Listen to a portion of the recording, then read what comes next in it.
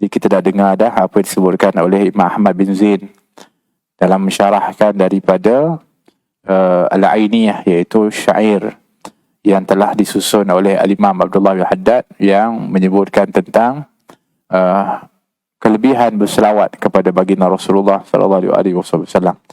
Jadi bermakna kalau kita tengok dalam itu menyebutkan tentang rata-ratanya dalam semua keadaan, kebanyakan keadaan itu dianjurkan untuk diiringi dengan selawat. Kita nak masuk ke masjid, kita juga dianjurkan selawat dulu kepada Nabi.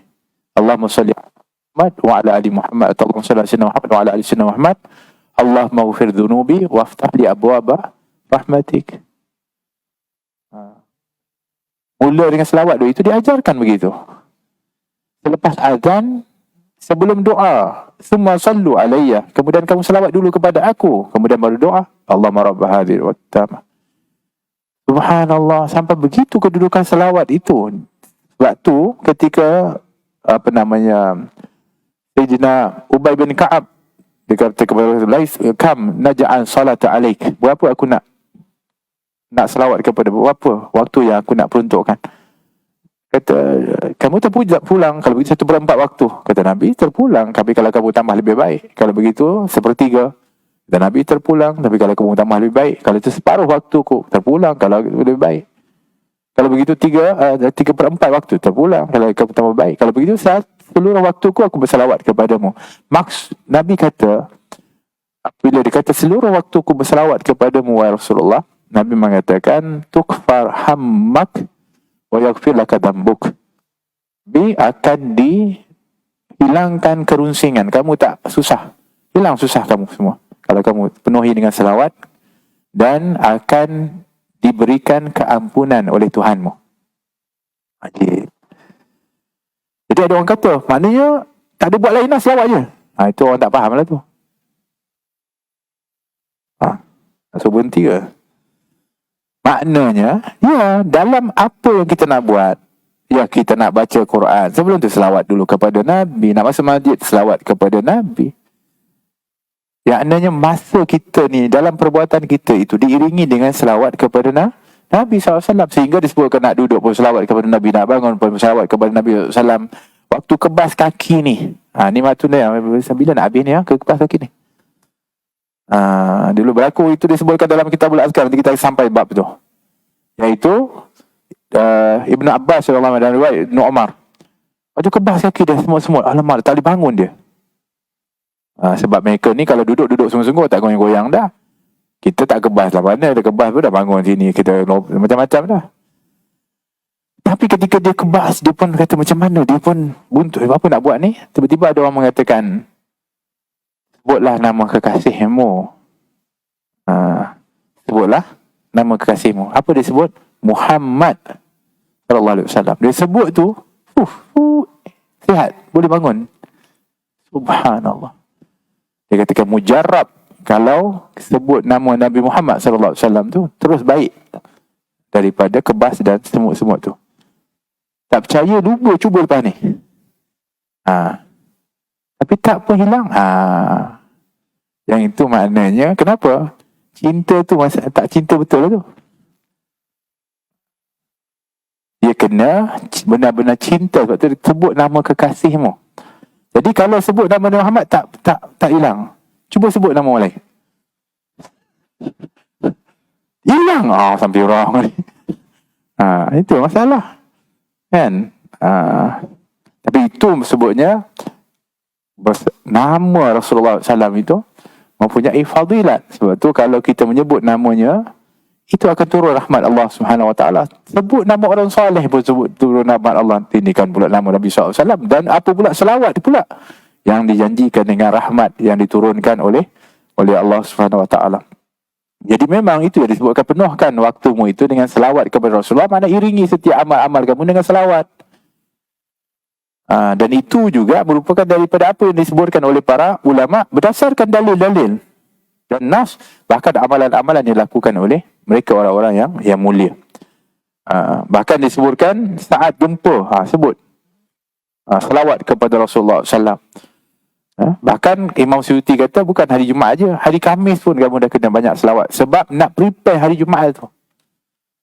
Maknanya hari Khamis kamu dah kena mula banyakkan. Hari lain pun banyak dah. Hari Khamis kena banyak lagi. Hari Jumaat apatah lagi. Tapi Jumaat ni, hari Khamis dah start engine selawat. Macam tu.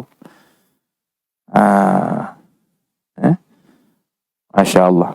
Jadi apa hukum selawat? Maka khilaf pada kalangan ulama'. Tapi walhasil, yang di jumhur ulama' mengatakan adalah menjadi satu kewajipan seorang itu berselawat seumur hidup tu sekali. Itu wajib, tak ada khilaf. Sebab perintah Allah, ya ayyuhalladzina amanu sallu alaihi wa sallimu taslima. Cuma ada yang mewajibkan pada tempat yang tertentu, seperti dalam solat. Ya, wajib. Kalau kamu tak salawat, maka tak sah solatmu. Begitu juga ketika nama Nabi disebutkan. Kenapa? Kalau kamu tak sebut, kamu jadi orang yang bakhil. Kalau kamu jadi orang bakhil, maka kamu akan tak dapat nanti daripada kedudukan, dan juga kamu rugi. Ada lagi yang mewajibkan apabila Allahumma salli ala sayyidina Muhammad, di antaranya disebutkan apabila seseorang itu dia mendengar firman Allah, ya ayyuhallazina amanu sallu alaihi wa sallimu taslima, maka dia kena sahut daripada perintah itu untuk berselawat kepada Rasulullah sallallahu alaihi wa baraka wasallam. Jadi itu adalah merupakan pandangan di kalangan para ulama. Dan juga di antara kewajipan disebutkan ketika solat jenazah. Solat jenazah, maka wajib untuk baca selawat. Kalau tak baca selawat, tak sah salatnya. Sebab itu adalah merupakan rukun di dalam salat tersebut. Sekurang-kurangnya Allahumma salli ala Muhammad. Sekurang-kurangnya. Kalau tidak, tak sah dari baca salat jenazah tersebut. Dan fadilat daripada itu disebutkan lebih dari 100. Ada dikatakan lebih daripada 100 keadaan dan lebih daripada itu untuk kita berselawat kepada Nabi SAW. Dan manfaat itu cukup banyak. Cuma di sini disenarikan lebih kurang 40 daripada manfaat berselawat itu. Itu pun Masya Allah, Tabarakallah. Kita boleh go through daripada awal tadi. Khususnya di antaranya orang yang rajin berselawat kepada Rasulullah, insya-Allah dia nanti akan dipermudahkan oleh Allah Subhanahu Wa Taala nanti keadaan dia di dalam kehidupan ini. Di antaranya, dia akan dapat kabar gembira dengan syurga sebelum dia meninggal lagi.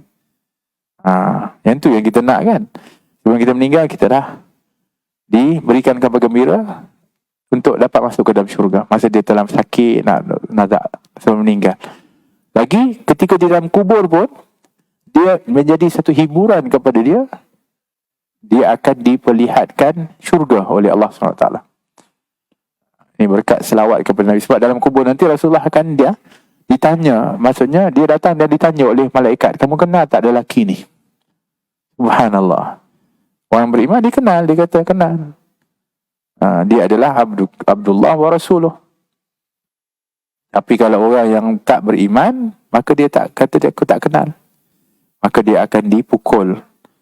Sehinggalah dia akan menjerit dengan sekuat-kuatnya. Sehingga didengar oleh seluruh makhluk. Illa thaqalain, kata hadis tu, kecuali jin dan manusia. Yang Allah tutup pendengarannya, tak dengar jeritan ahli kubur. Kalau boleh dengar, tak boleh tidur kita. Tak boleh lah, kita pun takut lah. Itu besarnya fadilat berselawat kepada Rasulullah SAW. Dan kita akan memasuki kepada bulan Rabiul Awal. Masya Allah. Bulan kelahiran baginda Rasulullah SAW. Ini sepatutnya lebih lagi motivate dan juga begitu ni. Sepatutnya lebih lagi bersemangat untuk berselawat kepada Nabi dan juga membina hubungan kita dengan Rasulullah SAW.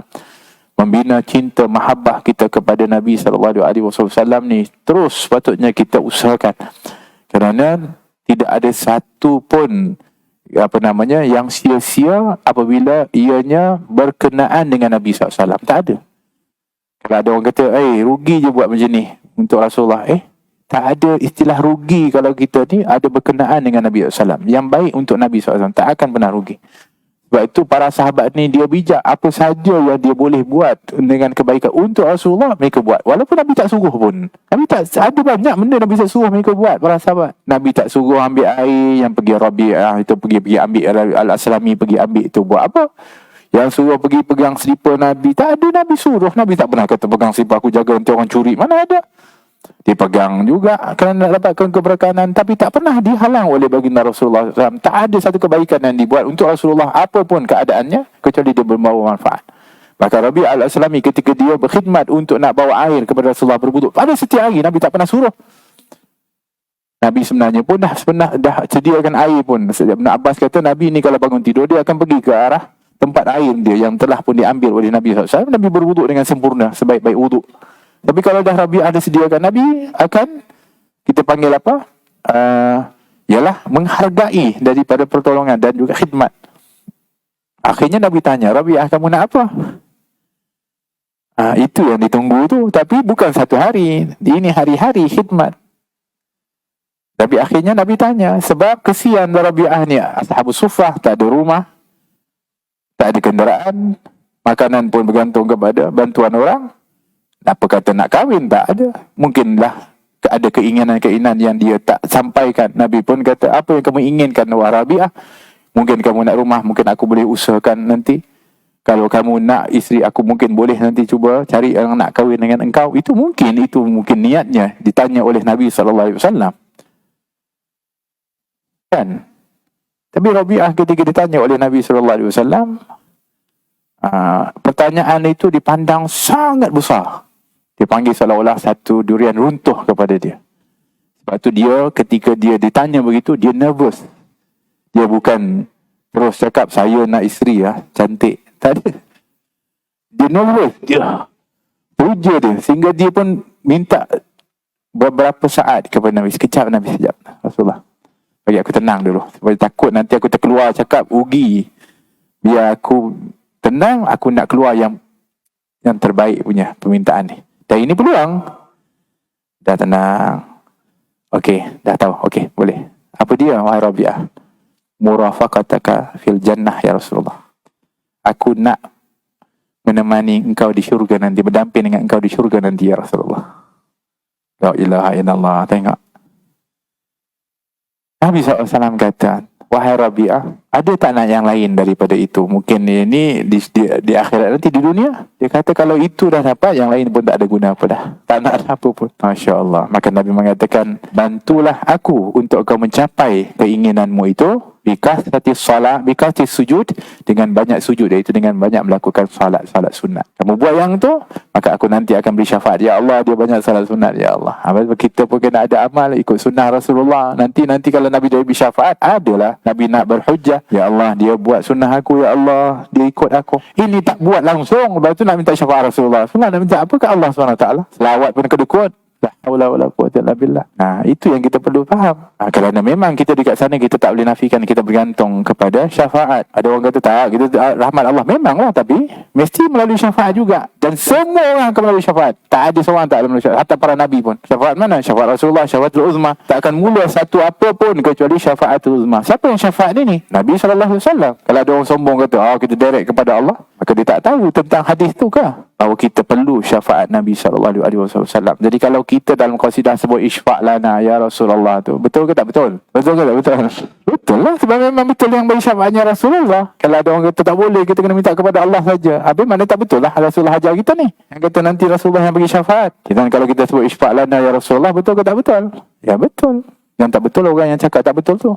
Kan, mudah-mudahan Allah Subhanahu Wa Taala memberikan kepada kita menjadi umat yang terbaik di kalangan umat Rasulullah sallallahu alaihi wasallam. Mudah-mudahan Allah sentiasa membantu kita untuk sentiasa berzikir kepada Allah, berselawat kepada Rasulullah sallallahu alaihi wasallam, dan mudah-mudahan Allah Subhanahu Wa Taala mendekatkan kita kepada Rasulullah sallallahu, menyuburkan cinta kita kepada Rasulullah sallallahu alaihi wasallam, dan memudahkan kita untuk mengikuti sunnah dan akhlak baginda Rasulullah sallallahu, dan juga apa yang diniatkan kepada salihin, dan diberikan oleh Allah Subhanahu Wa Taala futuhul arifin, diberikan kefakihan fid din, rizqna kamal al ikhlas wal yaqin ya rabbal alamin.